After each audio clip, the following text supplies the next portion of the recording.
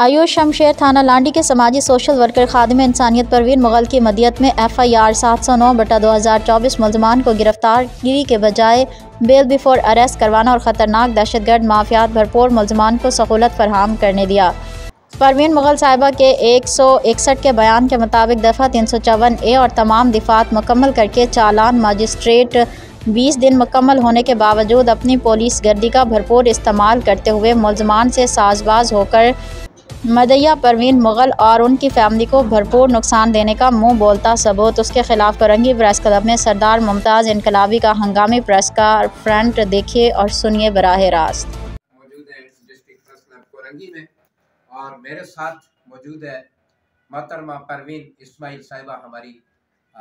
समाजी कारकुन हैं, सोशल वर्कर हैं, एक्टिविस्ट हैं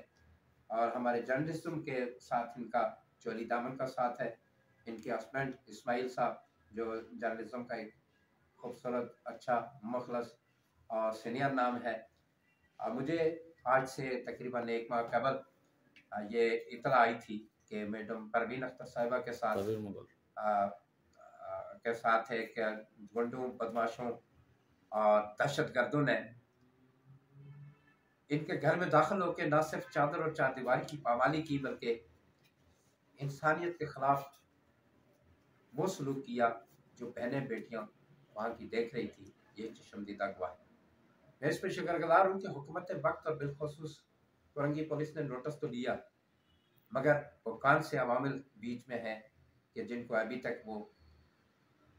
कतरा रहे हैं और उस कानून पे अमल दरामद नहीं कर सके।